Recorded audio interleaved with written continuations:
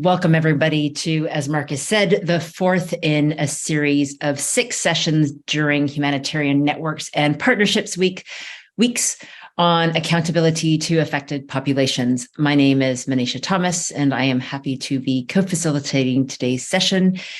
Just to give you a quick reminder, the set of AAP sessions are being organized with IAC members in collaboration with PHAP. And we're really looking at how we can strengthen accountability to affected populations, as well as bring about the participation revolution as envisaged by the Grand Bargain. Today's the fourth of 6 events.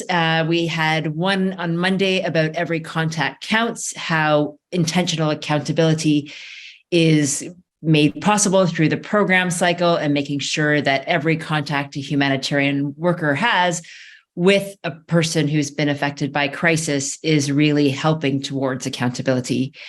Yesterday, we had 2 sessions, one on humanitarian data responsibility and the second on leveraging social sciences for community engagement in humanitarian action. And the recordings, as well as the questions and answers from those sessions will be available on PHAP's website. So we encourage you to take a look at those as well. Tomorrow, we're going to have the launch of the Accountability and Inclusion Help Desk. And next Monday, we will have a session that is hybrid on what should we change for greater accountability to people in crisis.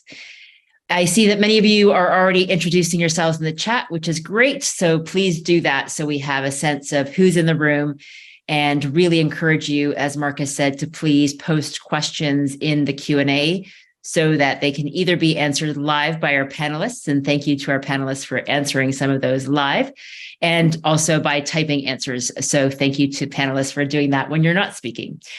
So as Marcus mentioned, today's session is on empowering frontline staff to deliver accountable and locally driven humanitarian assistance. So as part of the series, yet another aspect of how we can make sure that we are bringing a multi-pronged approach to ensuring accountability to affected populations. It's been 7 years since the launch of the participation revolution under the Grand Bargain commitments, but we're still seeing that there's not been enough meaningful change in the way that we're designing or delivering aid. We're arguably seeing that it's most acutely felt by the staff, volunteers, and local organizations who are on the front lines of response. These are individuals who daily engage, support, and often put their lives at risk to serve people in crises. And yet the voices and the knowledge of frontline staff are largely overlooked and often neglected in operational and organizational decision-making. Frontline staff themselves recognize the importance of participation, but as a broader humanitarian sector, we don't have enough practical guidance on how to meaningfully embed their participation into the ways of working, whether it's in terms of daily routines, staffing models, organization culture, or values. So today we're going to be looking at learning from the International Rescue Committee, or IRC's, Empower to Enable project, or E2E, yet another acronym in our AAP alphabet soup. And this project is really looking at how to foster accountable and, as IRC calls it, client-centric, so really putting people at the center, humanitarian assistance by empowering frontline staff to enable the participation of crisis-affected people in the design and delivery of humanitarian aid. So we've got a great panel today lined up that will look at some of the evidence around the role of frontline staff, as well as some practical and scalable solutions to ensure that frontline staff can really enable and support the participation of crisis-affected people. So in that sense, we've got 4 objectives: take stock of current evidence and best practice when it comes to the role of frontline staff, including the participation of crisis-affected people and locally driven services. 2, look at some of the key building blocks that can enable and empower frontline staff to enable participation, as well as barriers that are holding them back. 3, identifying opportunities for humanitarian organizations to shift power to frontline staff and local actors to move toward operationalizing AAP standards. And 4, gathering input on practical and scalable solutions. to facilitate that institutional change to really empower frontline staff.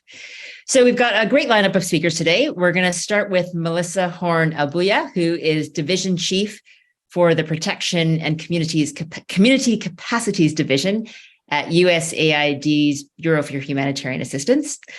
We have Sharon Reeder, who is an independent community engagement and accountability consultant who's worked on the report. We have Zahra Abdul Halik Saleh, who is monitoring and evaluation officer at Baghdad Women Association, or BWA. Adnan Gorani, who's grants and partnership manager with Justice Center Iraq. Assem Salah, who is meal coordinator with IRC Iraq. Nicholas Seris, who is senior client responsiveness advisor with IRC. Leah Brown, who is client responsiveness project manager with IRC, who's going to be co-facilitating with me today. And we also have Sarah Chechvala, who's an independent accountability to affected people consultant who worked with Sharon on the learning report and who will be providing some answers to the questions in the Q&A. So welcome to all of you. Looking very much forward to the conversation today. And with that, Melissa, I'm going to hand over to you to introduce us to the topic, please. Thank you. And thank you for convening us here today. As Anisha said, my name is Melissa Horn-Albuya, and I am the head of USAID's Bureau for Humanitarian Assistance, Protection, and Community Capacities Division, where we place communities at the heart of humanitarian response. I know that all of us joining this event today are prioritizing and advancing accountability to those we serve across the humanitarian system, and I want to add BHA's voice and dedication to this commitment. We know that those who are often most at risk and most marginalized are often the least empowered to access community consultations as well as broader feedback mechanisms. USAID believes in the phrase, "nothing about us without us," which we believe that affected communities know their needs and their own challenges best and are best placed to solve them along with us. This is why we are prioritizing including a seat at the table for members of these communities to meaningfully engage in the decisions that affect them so that programs are responsive to their perspectives, experiences, and their real-time needs. And we're working to tip the balance of power and resources towards these communities and these local actors and individuals.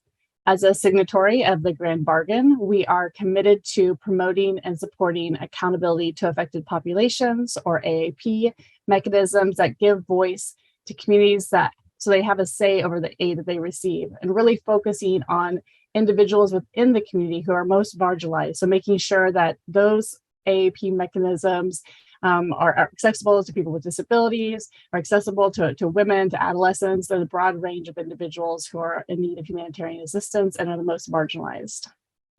This requires that each of us, every one of us in the humanitarian community, make every effort required to be inclusive and to ensure that these people's voices, the most marginalized voices, are heard and that their opinions are valued, and ultimately that they are involved in the design and the response directly integrated into decision-making processes. So we're providing them with the right assistance that they're in need of. We recognize the significant progress that has already been made rolling out a number of global initiatives that we work with you all on to improve accountability and inclusion in the humanitarian system. But we know that there is much more to be done if we want to truly and meaningfully include affected populations in all humanitarian action. BHA is committed to continuing and to support this shift and to be working with you all to take accountability to affected populations from a commitment to concrete actions.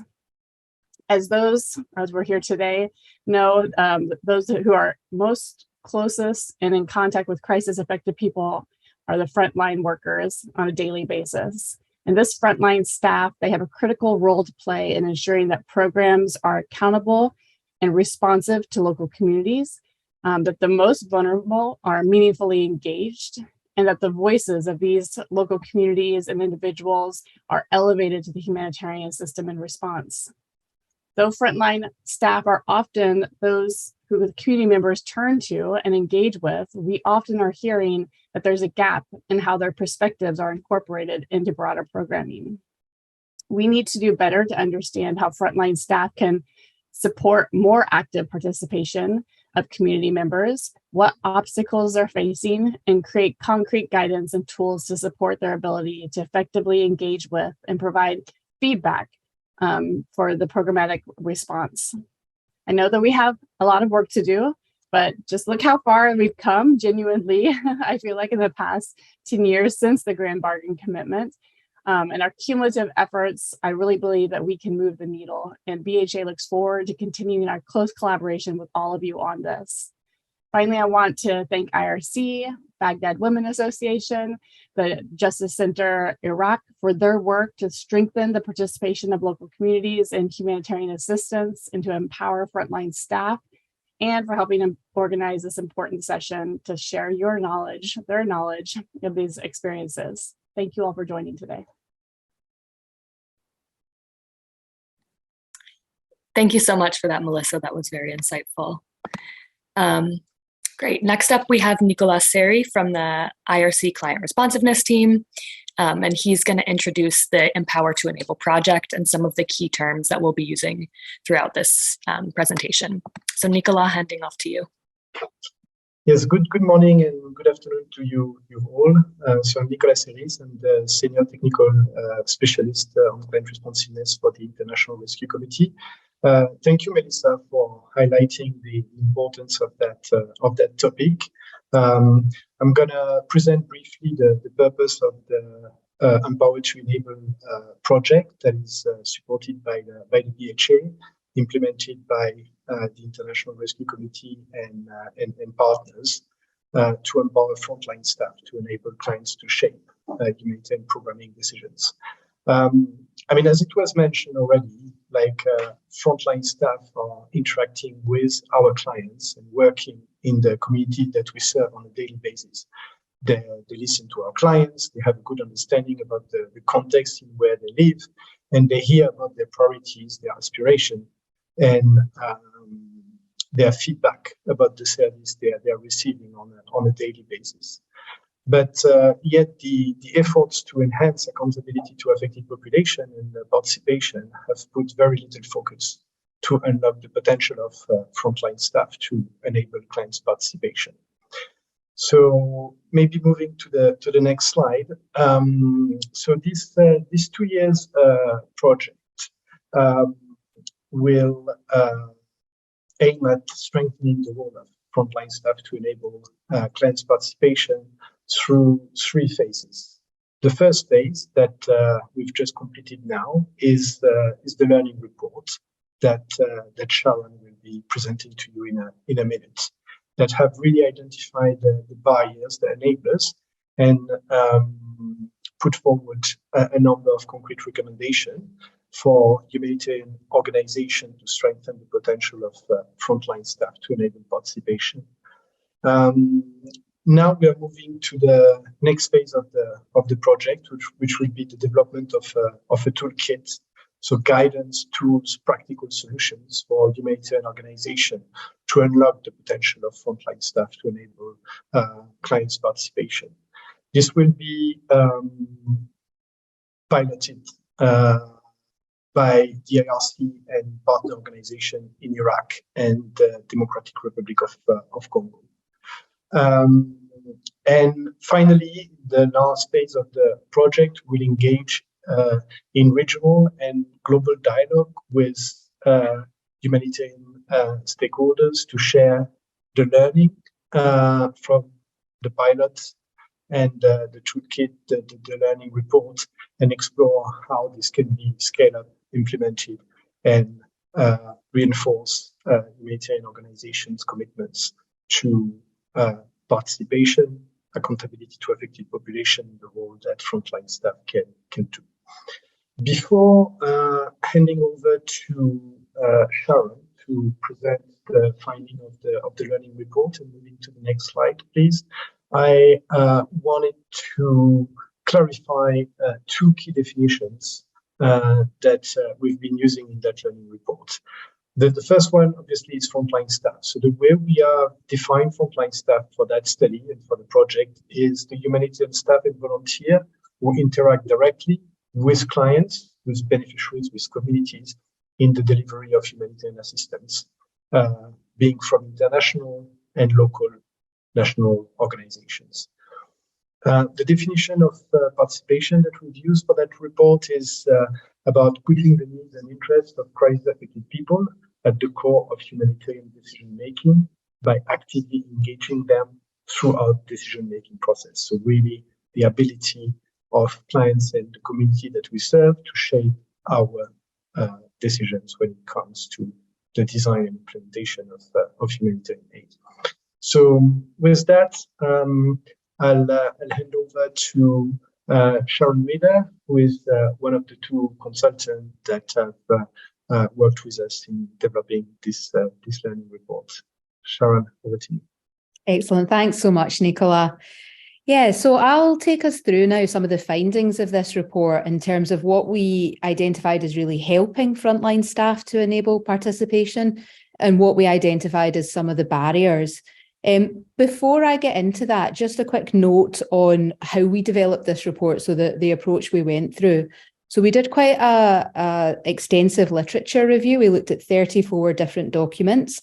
This included some sector-wide reports, like things like the state of the humanitarian system, but also specific organisation evaluations and also AAP guidance and manuals as well.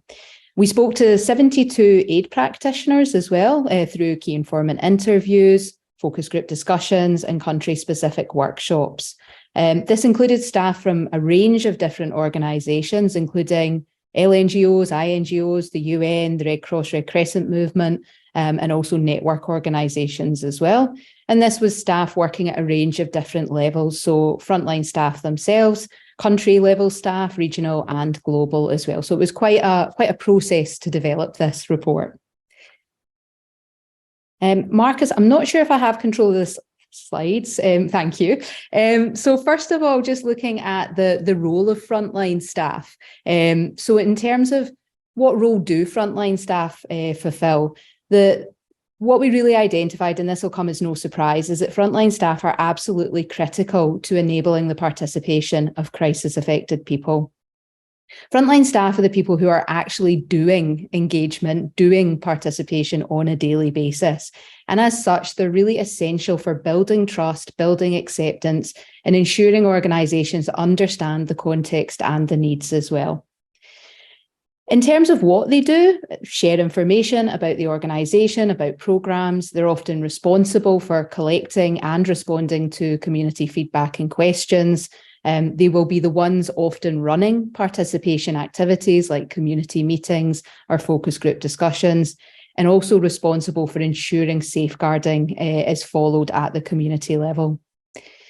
However, the extent to which frontline staff are able to do all of these activities and really act as this bridging role depends a lot on how well they are supported by the organisation and how empowered they are to be able to share and act on people's input. The extent to which they get that support is very much driven by organisational processes, structures and culture, and that's what we're going to talk about more now. So first of all, what did we find is really enabling participation? So what supports frontline staff in this role? Well, it's when they have the practical skills, the practical knowledge to actually be able to enable participation.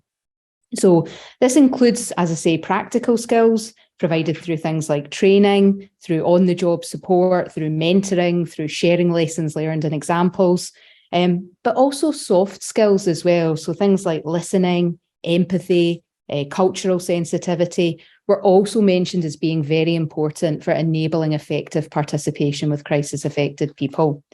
This also came out in some of the literature we looked at. So the UN had done a survey of frontline staff in Somalia, and 67% of them said that training on accountability and participation was very important.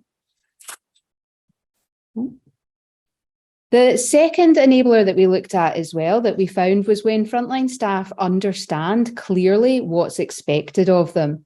So when it's concretely written into guidance documents, frameworks, policies, role descriptions, standard operating procedures, this can really help frontline staff to see what their job is in terms of enabling participation, and also that this is something core to their role and not an add-on or something extra or something optional.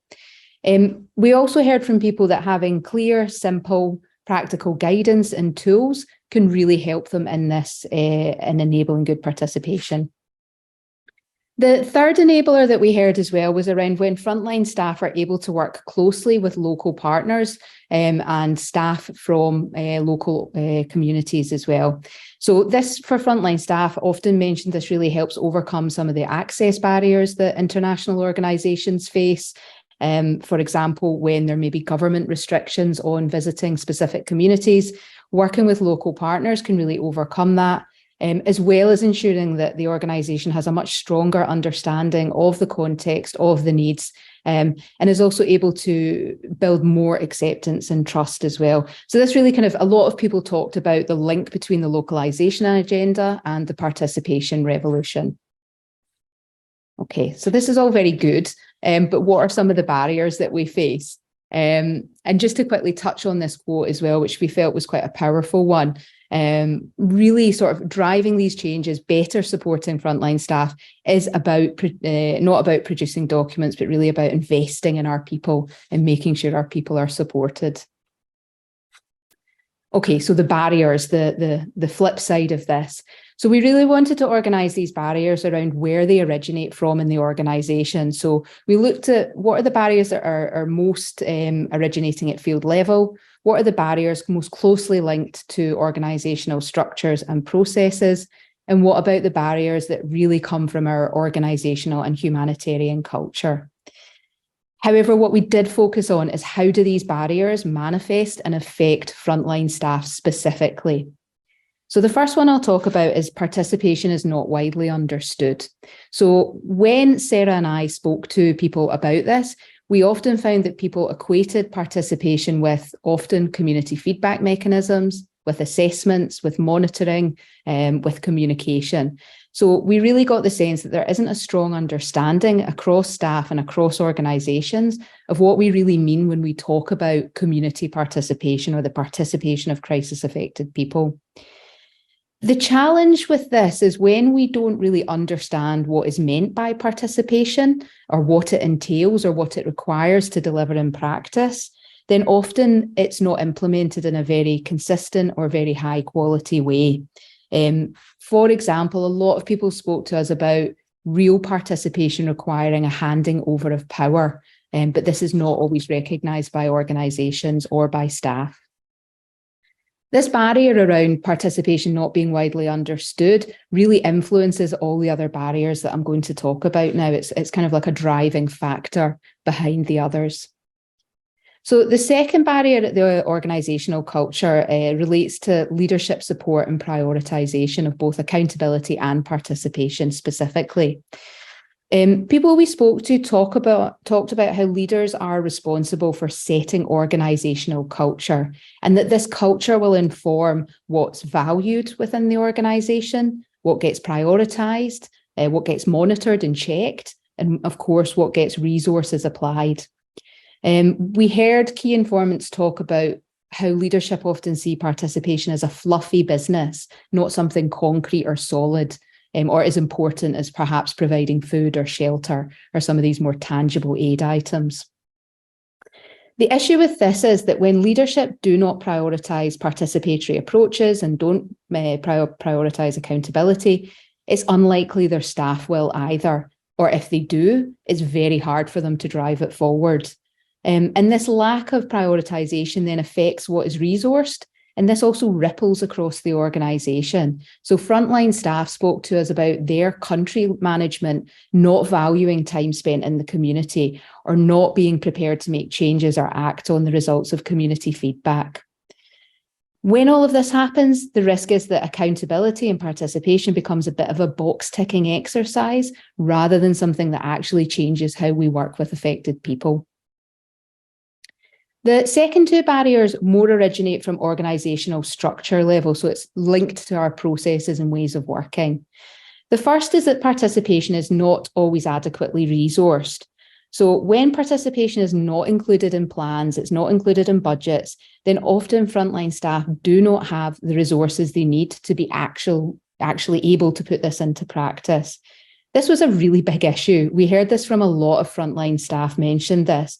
Really simple things like we don't have money for cars to visit communities. We don't have budget for transport. We don't have money for enough phones to collect feedback. We can't afford to pay for interpreters to be able to speak to people.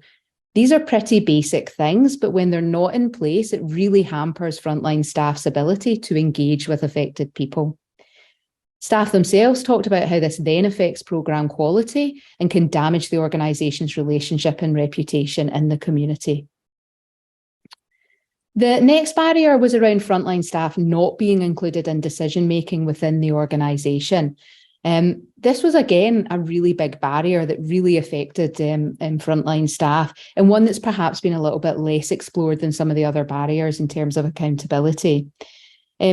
If frontline staff themselves are not able to participate in decisions about the design and delivery of programmes, it's really unlikely crisis-affected people will be able to either. Staff spoke to us about top-down decision-making, where programmes are designed at the regional level or at headquarters, and frontline staff are not engaged in that process. They also spoke to us about how technical knowledge for WASH or shelter or health is often valued more highly than local contextual knowledge, and that frontline staff's voices are not always valued or asked for in decision-making processes. And I can see that Jen Doherty from ALNAP is on here, and we really had a lot of the same findings as their research into frontline staff learning. So great to see her on the call there. She'll recognise some of these findings. The next two barriers were more around field level practices. So one around staff, frontline staff told us that often they simply don't have time to enable participation. They talked about being overwhelmed with responsibilities, with admin, with monitoring, with procurement. We heard staff say, we barely have time to implement the programme outcomes, never mind engage communities. So often there's just so many responsibilities on their shoulders that participation becomes one of the things that gets dropped. This also came out in the UN survey I mentioned in Somalia, and the most recent State of the Humanitarian System report. In interviews they did, time was often mentioned as the biggest barrier to stronger accountability. The final barrier I'll touch on is around limited ability to respond to the needs of crisis-affected people. So frontline staff do not always have the power or the autonomy to act on what they hear at the community level. Staff talked about being put in a really frustrating position where they're being asked by the organisation to be accountable, to be participatory, but then the outcomes of these activities are not actually able to be acted on, so they've no power to make changes. This means that often frontline staff might be enabling participation at the community level, but this has no impact further up the chain on the programme or on the decisions that are made. We know the reasons for this. These are not new. So short planning timeframes, predetermined outcomes, rigid donor and rigid organisational planning processes that often make changes or more agile programmes difficult to achieve. In particular, staff mentioned rigid selection criteria being a particular issue where they're unable to respond to changes in vulnerability or changes in needs or requests at the community level, and that this can then damage the trust in the relationship that they have with affected people. So then we just felt that this was another very strong quote to share as well. And it really hits on this issue of participation happening at the front line, but actually not having any impact further up the chain in the organisation. Okay, so what can we do about all of this? We also asked during our research, what changes do you think would better support frontline staff to be able to enable the participation of crisis-affected people? We gathered these into 3 organisational changes that affect all organisations, local, national and international, that would really help to better support their frontline staff. The first is really to target this issue around engaging frontline staff in decision making. So involving frontline staff in programme design, making sure that they're systematically part of the design process, or even piloting at options where frontline staff themselves design the programmes. However, this needs to continue throughout programme implementation, so making sure that frontline staff are part of programme management decisions as well. So their voice is valued when adaptations are being made or decisions are being made. Suggestions were building the role of frontline staff into programme management tools, mapping when decisions are made, and then targeting participation around that so that the outcomes of participation are actually used and have a purpose. Delegating as much power and decision making to frontline staff and country offices as possible. And then the final one was around strengthening internal accountability to frontline staff. So essentially walking the talk internally. So making sure that frontline staff voice is supported, is valued, frontline staff feel safe and able to speak up, and that there are platforms to routinely and intentionally listen to frontline staff, and even holding managers accountable for ensuring that frontline staff are able to participate. The second change is around strengthening the understanding of participation. So making sure we all know what this means and what it takes to achieve in practice. So suggestions around simplifying this. So maybe it's become overcomplicated. There's a lot of guidance out there. Have we over technicalized, if that's a word, accountability and made it too difficult for frontline staff to understand? People talked about having simple approaches, tools that they can use in their daily work, and really being clear on what's expected of them. Also integrating participation into programme design and management tools so it becomes a standard way of working. It becomes a default rather than an optional extra. So making sure participation is built into planning processes, assessments, M&E, budget tools and templates, and sector-specific tools and guidance. Also about providing training and mentoring as well to frontline staff, so making sure they have the skills they need, that they're supported in their daily work to be able to do this in practice. And then finally, ensuring that frontline staff have those basics that they need. So they have the resources, they have the time, and they have the funding that they need to be able to put this into practice. And then finally, the third change is more at the culture level. So how can we make sure that participation is integrated within our organisational culture and strategy? Again, so it becomes this kind of default way of working. Two suggestions there. The first, to improve leadership understanding, prioritisation and resource allocation. For example, through having more evidence that shows the cost effectiveness of participation, building this into leadership performance goals, making it a requirement that leadership spend time in communities on a regular basis, and then also building this into things like KPIs as well. And then the final recommendation there around integrating participation into the organisation's strategy, into its core policies and into its values, and some really good suggestions around making it part of human resources, so part of recruitment, part of appraisals, and part of training and onboarding as well. Just to say as well, the report also has some suggestions on how donors can support this whole process as well, and we've discussed those with our colleagues in BHA as well. So there is some sections in there as well. Before I hand back over to Leah, just a final quote, I think, which sums up really well the findings of the learning report, which is that we really need to frontline centre our whole design and management approach. Unless we do that, we're not going to see the changes we want to see in terms of stronger accountability and participation of crisis affected people. So Leah, I'm going to hand over to you there. Thanks very much. Yeah, thank you so much, Sharon. That was very insightful.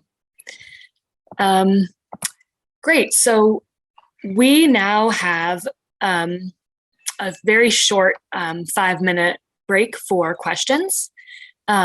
We actually have a lot of questions that have been asked in the question and answer function. If any of you want to look over there to see like continuing discussion. But if anybody wants to answer a question directly, wants to ask a question directly to Sharon right now, now is your opportunity. And we will have another time for question and answer also at the end of the session. Leah, they can't actually take the floor, so we're going to have to pull out questions from the Q&A or the chat. Okay, I haven't read them, so just hit me with some questions and I'll see how I do. Maybe like, I saw one that could be quite helpful in terms of, do you feel the changes that are being proposed in the report will result in really, quote, handing over power? Or is this a first step and there's still quite a way to go? And what might need to change to get to that outcome of really handing over power? Yeah, I think it's a first step, but a very big one. Because if we can't even hand over power internally to our own staff, how on earth do we hand over power to crisis affected people? So I think this is a really big, important first step. And I think, when Sarah and I did the literature review for this, there wasn't a huge amount out there on this role of frontline staff. The ALNAP presentation I mentioned was probably, or the ALNAP research was probably one of the biggest pieces we found that really looked at frontline staff. So I think this is a really important first step. I don't think we'll be able to hand over power to crisis affected people if we don't first do it internally within our own organisations. We all know that stronger accountability requires structural change. I think this is one of the really important structural changes that we need to get in place to be able to continue on the journey.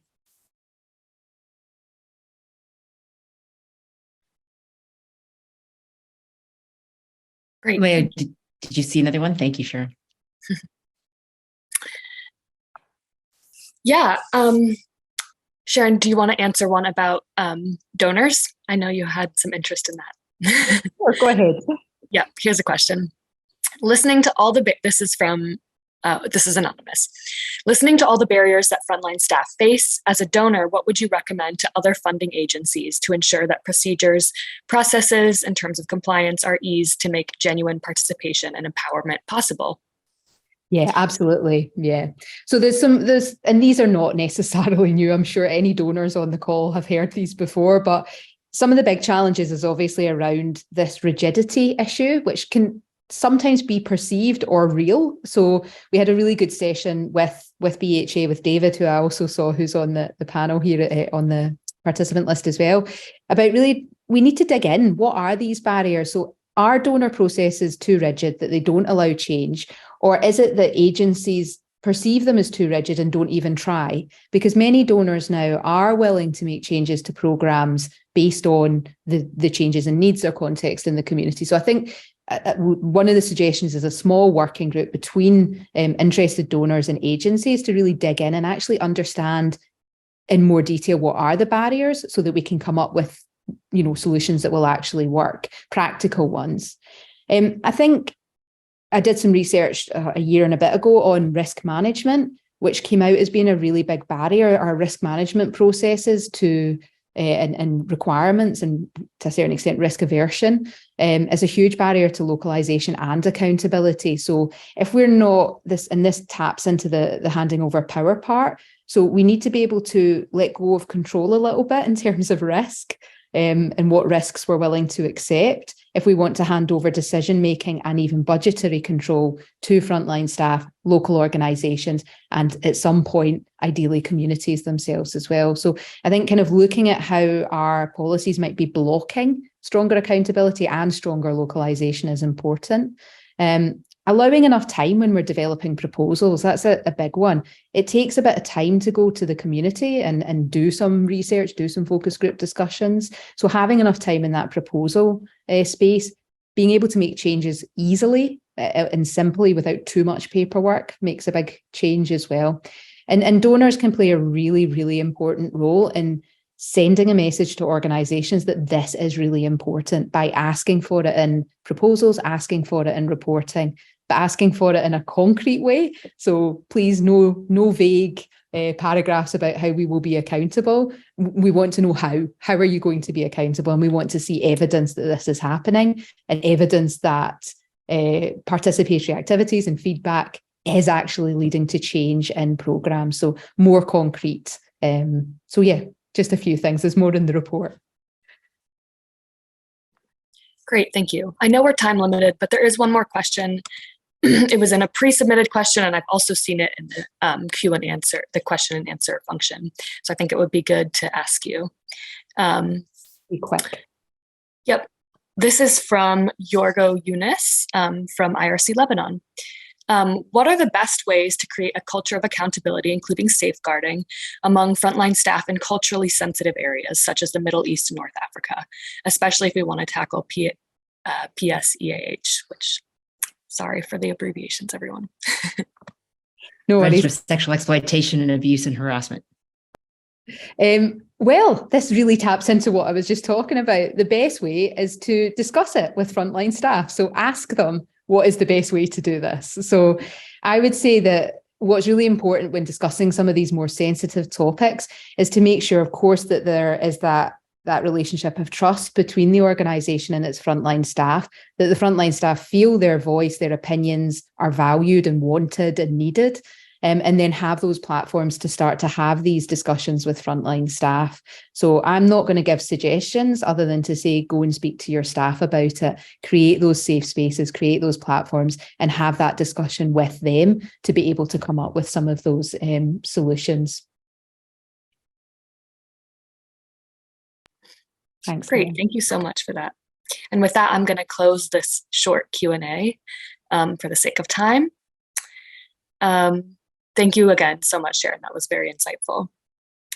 And we're happy to keep answering any questions that we see in the chat and in the question and answer function. And then we'll have another short Q&A at the end of the next panelists.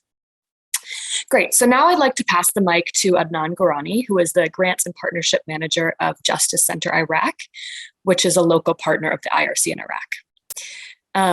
Adnan, can you tell us about how you've seen some of these enablers at play at the Justice Center specifically? Thank you, Leah. Good morning, good afternoon, everyone. My name is Adnan Gorani. I'm from Iraq, a grant and partnership with Justice Center and also a advisory committee member of this project.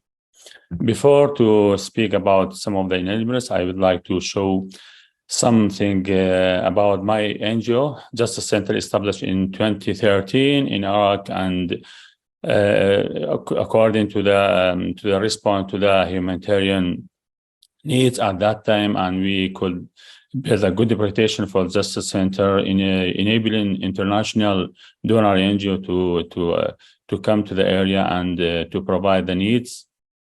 And also we could build a good reputation for that, which led to make some partnership with international NGO, the most important one, which is considered as one of the success story of making partnership with local NGO between IRC and Justice Center. So I'm not going to repeat what already Sharon talked about the enablers, rather than I will be reflecting the reflection of these enablers throughout Justice Center works and activities. For the skills and knowledge, I know it requires to do the training and capacity building for the staff, but what we experienced through our work and we were providing the training, we noted that not only the matter is providing inputs and training for the staff, rather we could hear from them, because the nature of our work with the community, and we are working for the legal assistance, so it requires understanding of the nature and the procedures and the instruction requirement for the legal assistant in Iraq. It's different from one area to the other. So we were we have high of demand of our team in order to build the capacity building of their staff, to learn from them as well, which means that everything come from them and then back to them. And the other issue, please, next slide. Okay, so this is about the skills and knowledge of the staff, and one of the example maybe when we provided training for them, provided another opportunity for them to participate in the decision making and even the procedure and the process of the building their capacity. The other issue, which is the SOPs and guidance, one of the issues that we experienced throughout our work, we we needed to develop an SOP for our legal assistant.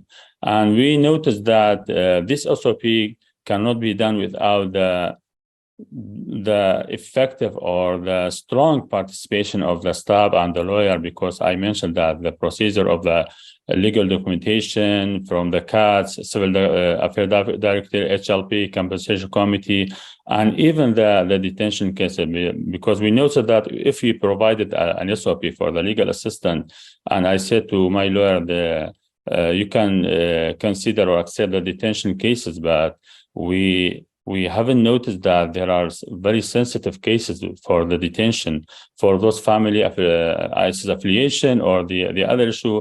So what's the requirement and what's the procedure that even the safety and the security of the staff, we don't put them in the risk for those. So all of these considered as one of the participation from the staff in order to develop the SOPs and our policies. So this is one of the examples. We had done several things, allowed the staff in order to be a part of the development of the policy of the SOP, and also the community, the diversity of the community from one area to the other. Of course, allowed us to know more about the community. Some of the cases, for example, in Sinjar, which is in the east of Nineveh, they are a Yazidi community, and this is a very sensitive community. For example, we work for some of the cases of the Yazidi female survivor of GBV.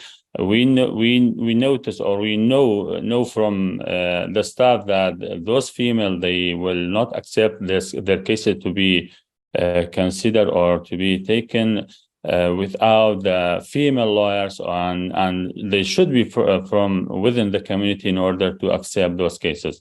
And the last one, which is the community engagement, I can see this is from two sides. The first one between international and local, for example, between Justice Center and IRC. We know that not only the high technical capacity of the IRC, which is delivered to us, we get benefit. Also, at the same time, we could gain or provide some benefit to IRC because as a local NGO or national NGO, we are more aware about the context, the community. We are closer to the community. We know the needs of the community. So it was just like sharing and exchanging ideas and experiences and all of these issues in order to have a greater or closer participation and engagement between international and local. And from the other side, between our senior management staff and the frontline staff, which I already mentioned some of the examples about the community of Yazidi. So in this case, we needed the participation of our field staff in order to provide more insightful of the community context, consideration, even the anthropology of the community, which was very important for us to learn in order to continue our work, to continue our activity in those areas. So I think this is all from my side. Thank you. Over to you, Leah.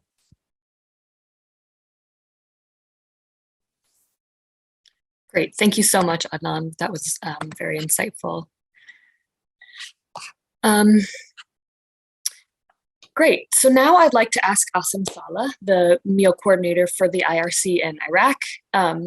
Asim, can you please share how the barriers that were identified in the learning report have affected the work of the IRC in Iraq? And that will be slide 16, please. Thank you, Leah. Thank you, everyone. So I'm going to tackle some of the key barriers in the frontline staff from enabling the participation of crisis-affected people within the different phases of the program cycle, which is based on what the report has mentioned and what Sharon has already mentioned before. So at the organizational culture, I would say at IRC Iraq Client Center Programming, yes, it's one of the commitments that contribute to the achievement of impact and scale objective of the IRC strategy for the current 4 years, which end at 2024. In addition, moving towards programming localization has been strengthened also through enhancing the systemizing, working with the local partners. However, community engagement and accountability is still not systematized in practice.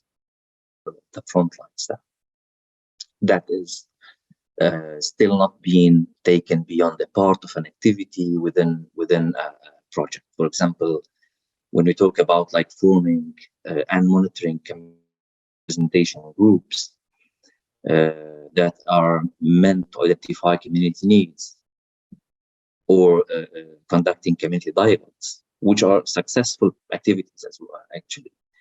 But these are not taken beyond being an activity.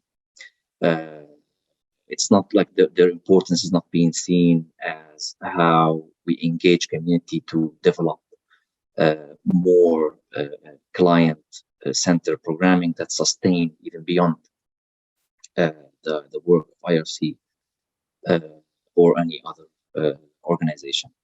For that, the overarching importance of practically engaging community through empowering frontline staff within the necessary tools, and here I mean by necessary tools like how to guidance on like how to actively listen to the community, how to mobilize community in more like data collection, reflection events, learning events, it still needs improvement at the level of the organization.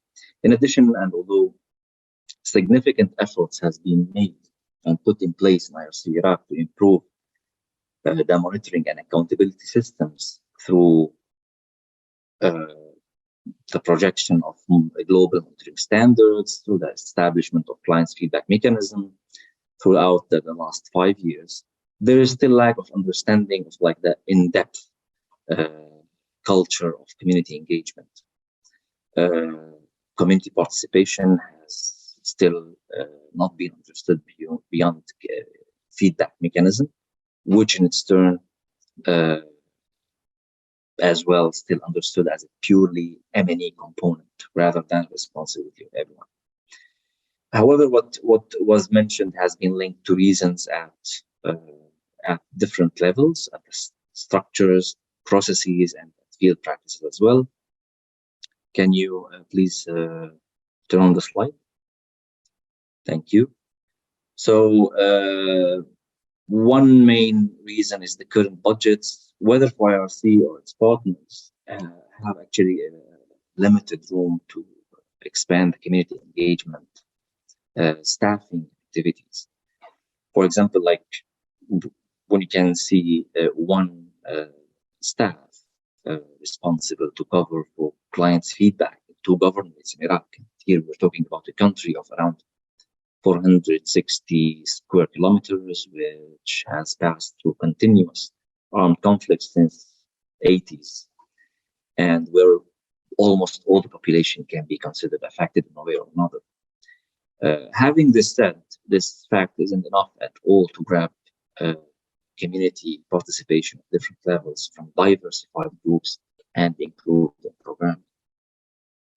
In addition, frontline staff who are the closest to the community can barely find the time to focus on the community engagement aspects and see its critical importance towards the creation of more relevant and sustainable assistance.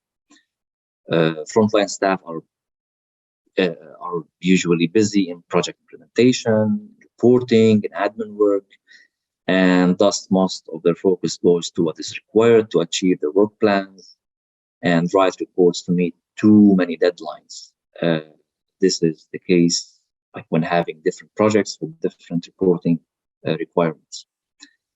In many cases, also the shortage of time to submit proposals, mainly in the emergency settings, makes it very challenging to reflect and focus on the aspects of involving community through the frontline staff at the design and planning phases.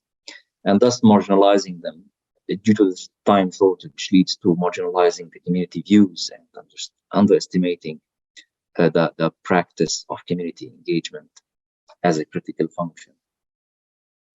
And this in its turn leads to a top-down decision making, as mentioned earlier, especially again at the emergency setting project design, where like we have very tight timeline and deadline to submit the projects. And here frontline staff are usually excluded from decision making at this level. Thus, their marginalization makes it less likely for crisis-affected people to participate. I would end in few words now, moving forward in Iraq. Like, yes, in time of crisis onsets and emergency settings, and in case there is no community engagement systems in place, it is to some extent understood that the need to implement life-saving programming dominate the focus, and thus consulting and listening to communities at every aspect could compromise the time of providing the life-saving assistance. However, now as Iraq and IRC Iraq mainly is moving towards more stabilization programming, I would see it's a great chance to focus on building a community participation culture and enhancing the frontline staff, enhancing their skills, like to be able to facilitate the involvement of community in different aspects, as now there is more time to do that. As we have this set, yes, it will serve the current programming, developmental and stabilization, but also we would form like a strong base and readiness to be able to engage community at any level of upcoming potential crisis or disaster, including the climate change and its consequences, especially in a country like Iraq, where climate change is really alerting in the previous 10 years, and it's escalating year after year. And finally, I would say thanks for BHA and our IRC global team to select IRC Iraq to be one of 2 countries to implement the Empower to Engage project.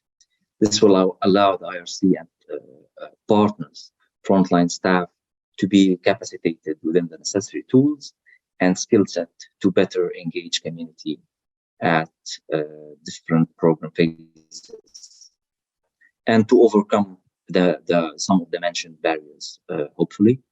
Looking forward to have more similar projects in the future, and also we're happy to share our experience of E2E with different actors in practice. I'll stop here. Thank you, and over to you, Leah. Thank you so much, Asim. That was very insightful. And last but not certainly not least, we have Zara Abdulhaluk Saleh, who is the Monitoring and Evaluation Officer at the Baghdad Women Association, or BWA, which is another one of IRC Iraq's local partners. Zara, can you tell us about how some of the strategic changes that are mentioned that are recommended in the learning report, how some of those have been enacted at BWA to empower frontline staff?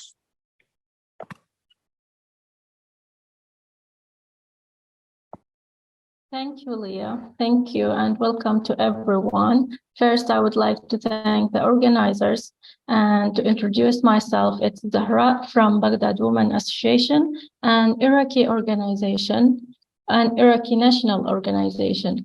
Our main goal is to empower women through reducing all forms of violence against women and girls.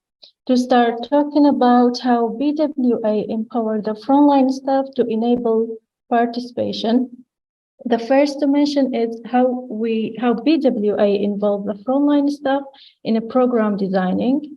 The second is how BWA engaging the frontline staff in program management, and how BWA is strengthening the internal accountability to the frontline staff.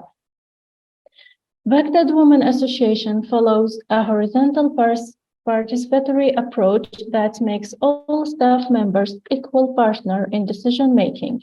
The best proof of this is that every 4 years, the association updates its strategy by taking opinions from all staff members and listening to their ideas in an extensive participatory meeting attended by everyone at our work location in Baghdad and the province where we operate. Frontline staff are the ones who determine the target population and location of work and the type of project and programs that we should focus on according to the needs and the lesson learned from the implementation of previous activities or projects. In addition, BWA work to develop the capacities of their staff member and offers equal opportunities for education and knowledge. And finally, the association follows an open door policy for everyone, listen to recommendations and suggestions to develop the work and accept opinions. Next slide, please. Yes.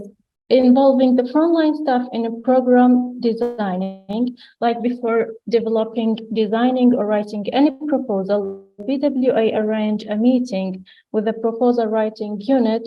It's like members of BWA staff who do a direct follow-up on the project. Also make it mandatory for frontline staff to be consulted during proposal development and ensuring their voices are systematically and thoroughly included. Engaging the frontline staff in program management, like BWA give frontline staff and the team a greater power and flexibility to make a rapid change based on input and feedback from crisis-affected people. Also act on community and employee feedback because it's received by a responsible staff, like really responsible staff receiving and acting on the complaints that we receive. Foster an open door communication policy. Also use technology to keep frontline employee engaged, like we have a groups on Skype to weekly give us the challenges, updates about the project that we implement, employee empowerment, and continued education. The next slide, please. Also, this is my favorite part as a meal component, the accountability. The complaint in BWA is guaranteed to all, whether the complaint comes from the staff or from the target group or beneficiaries through complaint policies, as well as the safeguarding policy. Therefore, there are complaint boxes distributed in all BWA centers, as well as hotlines for reporting complaints, and there are staff responsible for conducting field visits and do survey interviews, targeting staff and beneficiaries to evaluate the satisfaction for the services provided and all as ongoing process. Thank you. Thanks all. Thanks to IRC for giving BWA the opportunity to participate in this. Thank you so much, Zara. That was very interesting. Thank you. Great. So now we have another few minutes for Q&A. As I've now learned, we can't do live Q&A, so sorry for that.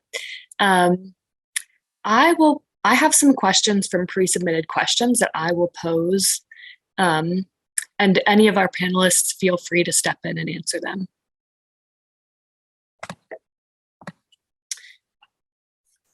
Great. So here is one. What strategies, this is from, Last Madzivyanika from WFP Rwanda. What strategies can be employed to empower frontline staff to provide locally driven and accountable humanitarian assistance, even in situations where there is limited or no budgetary support?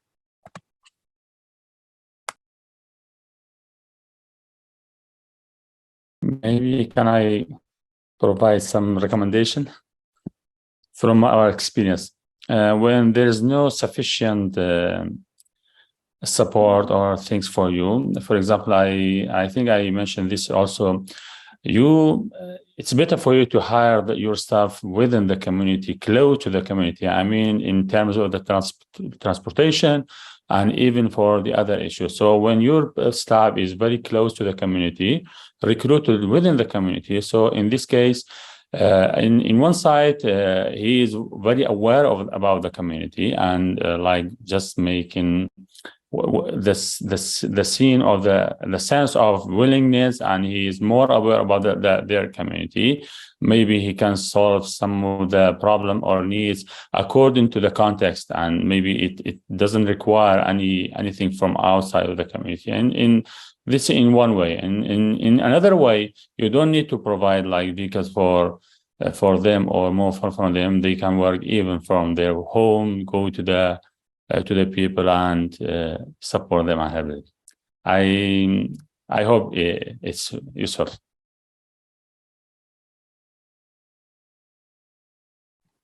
Yeah, very helpful.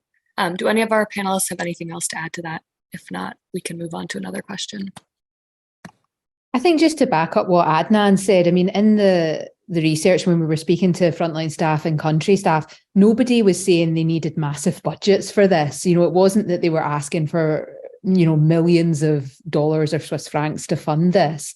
So it was fairly basic things like, you know, budget enough staff and enough time in a program plan to be able to do this. Budget for transport, budget for interpreters, budget for some materials. So it wasn't necessarily that this has to be very expensive. It's more about carving out the space for it and discussing, I guess, with frontline staff as you design the proposal and design the program, what is needed and what's enough to be able to do this well. Yeah, great. Thank you. Anyone else have anything to add? Otherwise, I'll move on to the next question.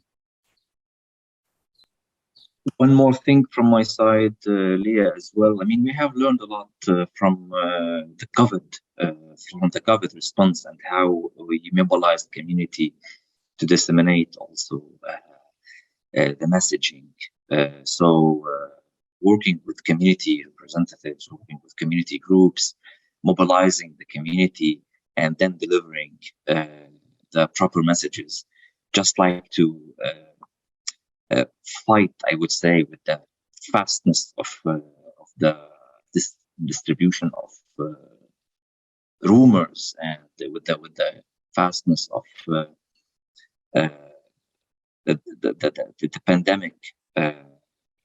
That was an amazing work, actually, that has been done at the level of the community to support each other in this case. So I would say applying this to any settings could also help improving our programming, not only at the level of risk communication and community engagement, but also at all the level, at any programmatic level. Thank you. Great. Yep. Thank you. Great. So another question that I've seen a few times.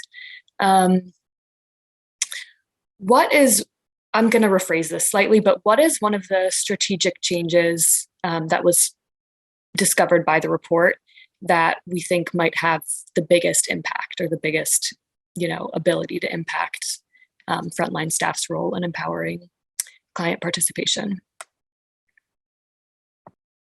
I'll jump in first, but then really good to hear from everyone else as well. Definitely involving frontline staff in decision making, which is really about organizational culture and how we make decisions and who's involved and who's not involved. But I think making that shift to really value frontline staff and value their voice would be the biggest change we could make. It's not easy because it's about culture, but I think for me on the report, that one really stood out. Yeah, maybe just to complement what Sharon has mentioned, I think this is really what came up as the strongest recommendation, and this is really up to all of us, really, as a humanitarian organization, humanitarian leaders, to also model that in the way we are engaging with frontline staff, in the way we are listening to them, taking their views into account, and integrating their views into the decision making process. So, although we've highlighted a number of barriers that may be sometimes a little bit beyond our control, I think this one is not, and it's just up to us to do it.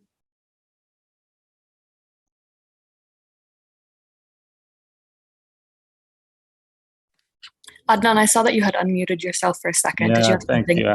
I gave the cue to my colleague. Okay, no worries. I believe even the research itself showed that don't underpin the value of anyone.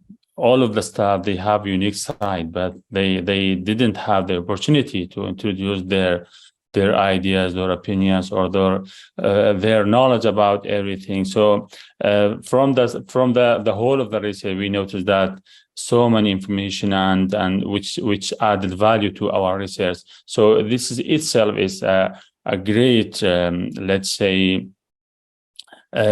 which show that the frontline staff, they have more and more to add, but they don't have the opportunity. So in this case, we have to change not only the side which is related to the frontline staff, the side which is related to our policy.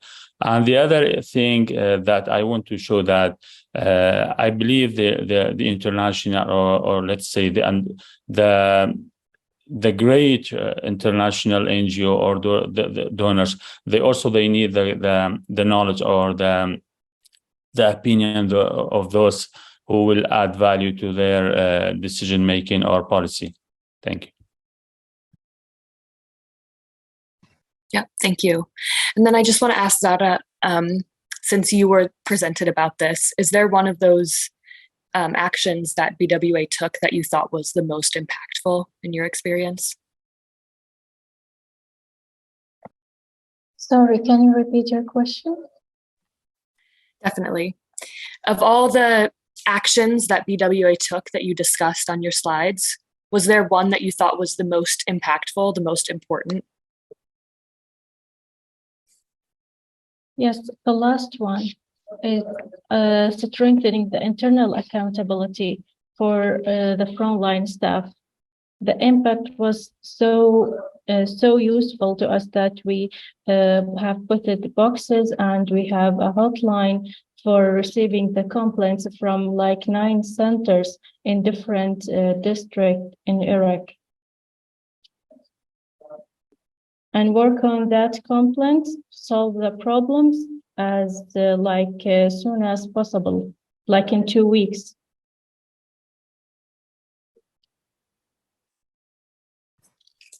Great, thank you for sharing. Great, I think we have time for one more question. So we have an anonymous question. And I have an answer to this as well. What are some concrete tools or approaches that can be used to empower and enable frontline staff? Are there any best practices that could be shared? So a little shameless plug, actually, as part of the Empower to Enable project, we're actually going to be creating, our very next step is creating a toolkit that we'll be working together with our partners in Iraq and also in the DRC to create a toolkit aimed at making this happen. That should be finalized and shared within the next few months. Well, finalized in a year, shared in the next few months. And we'll make sure to make that very publicly available. We'd also love to take any suggestions that anyone here has. So please feel free to drop those in the chat for what kind of things you would like to see in that kind of toolkit. And now I'll pass it to our other panelists. If there's any concrete tools that are currently available that you think have helped you empower your frontline staff.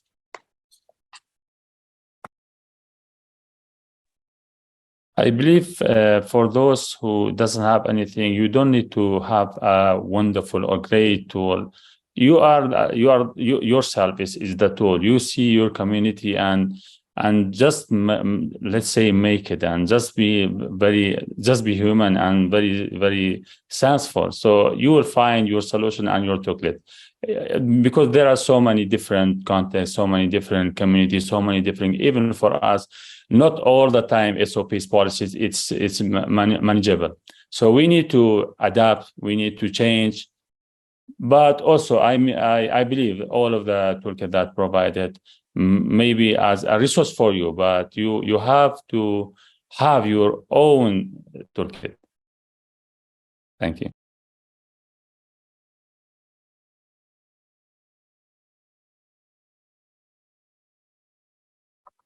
Yeah, thanks, Adnan. Actually, this is very insightful and very true. Providing, of course, like the necessary trainings, first of all, on like how to communicate, how to actively communicate with the community. I mean, the staff is there. It's very important to hire staff from the community, very close to the community, just like to gain trust of the work, and how to actively listen and with the appropriate language, dialect, that creates and enhances the trust between the frontline staff and the community. And then at the back end, probably something like providing information and training the staff on like how to capture the keywords, how to build on that, how to use that in proposals or in projects or in reports or whatever helps decision making. So capturing those words from the community and using them would be the next step, which creates this link between what was said, what was, how the community acted, and then bridges it with the decision making to make as much relevant and sustainable programming as possible. Thank you.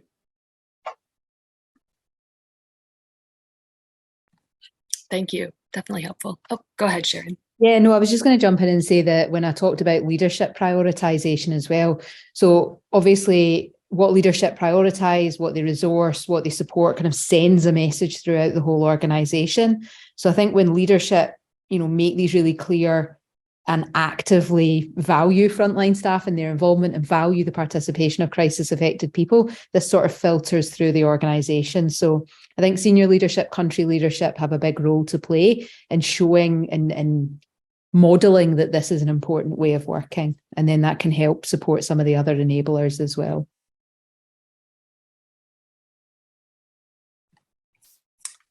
Great, thank you.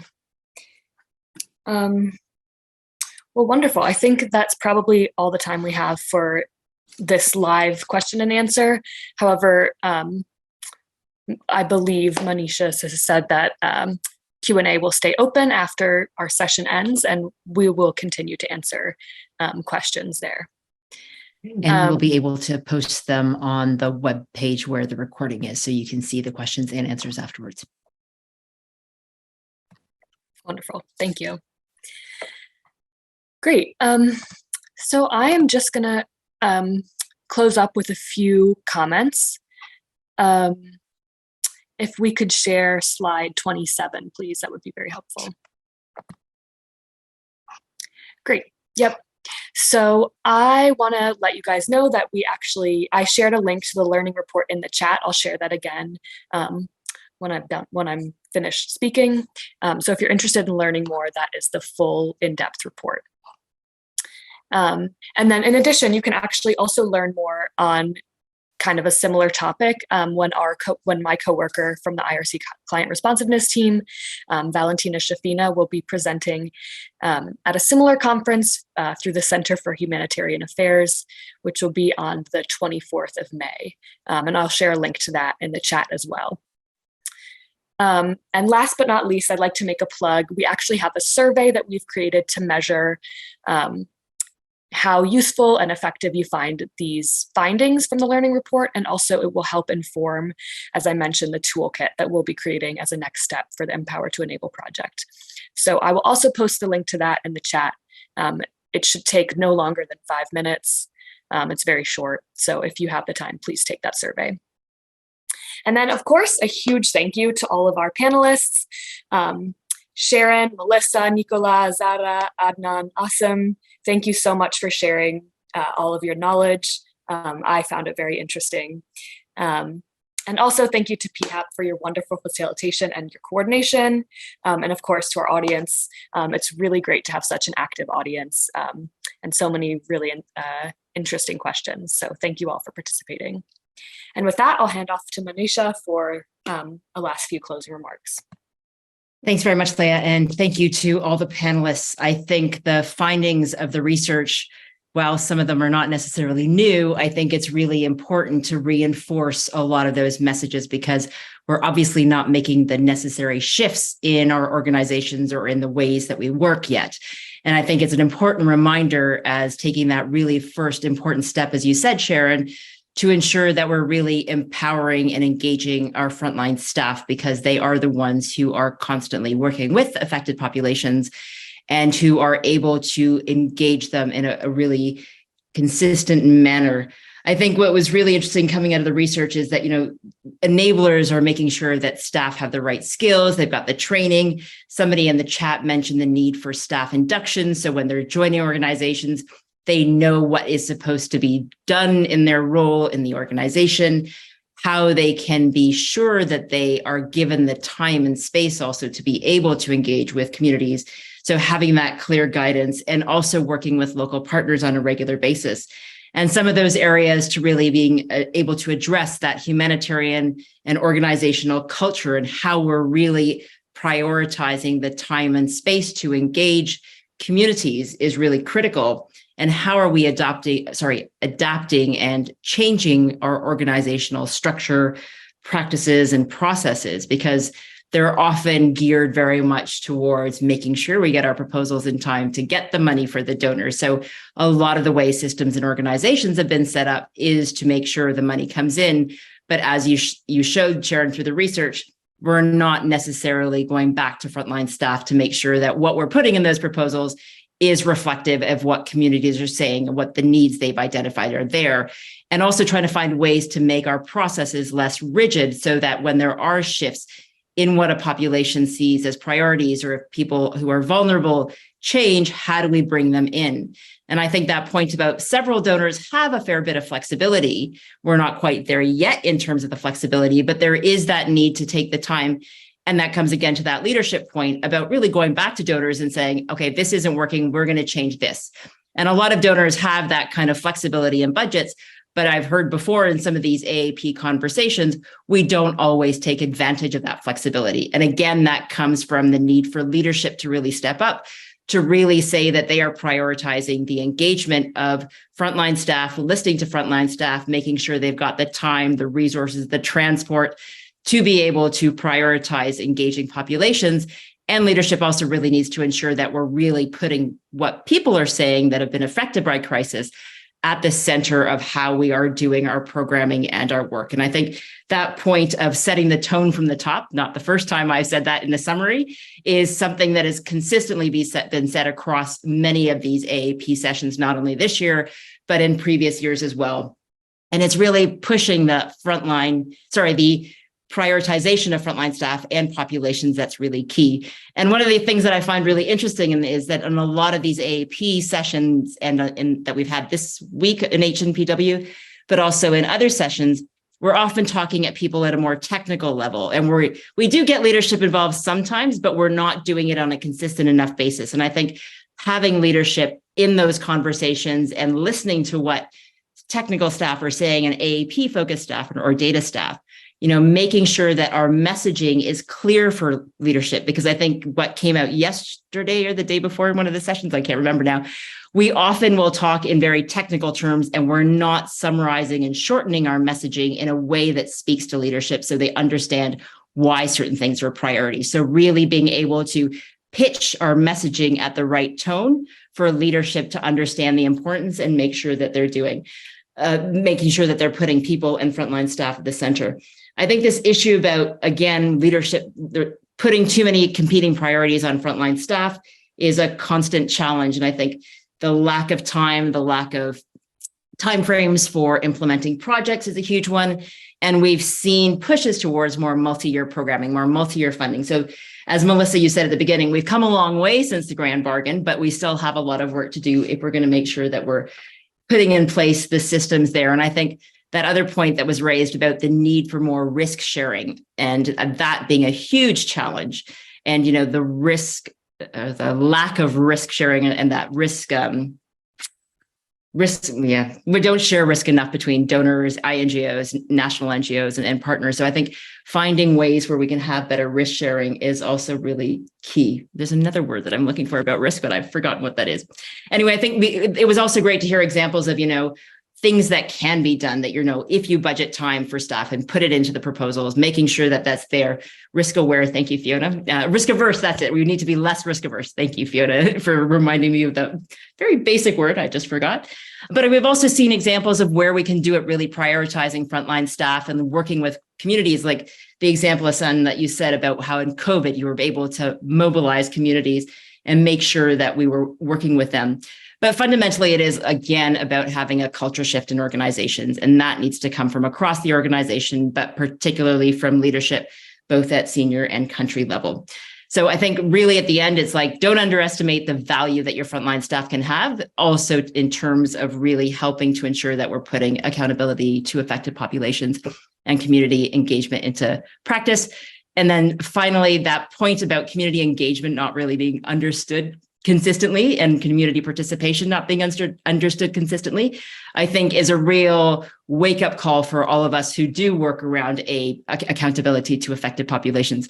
It came up yesterday in one of the sessions around there's lots of different ways of talking about it: community engagement, community communicating with communities, risk communication and community engagement, lots of different things. And maybe it's time to kind of pull those apart and say, okay, what's the common thread there and how can we make this much easier for people to understand so we get away from that over-technicalization, as you mentioned, Sharon. So with that, huge thanks again to all our panelists, Melissa, Sharon, Zaha, Adnan, Assam, Nicolas, Leah for co-facilitating. And just a reminder that we will have the recording of this session along with the questions and answers on the PHAP website shortly. You can already see, and Vaughn had already posted it in the chat, the recordings and questions and answers from our earlier 3 sessions from Monday and Tuesday on Every Contact Counts, AAP and humanitarian data responsibility, and leveraging social sciences for community engagement.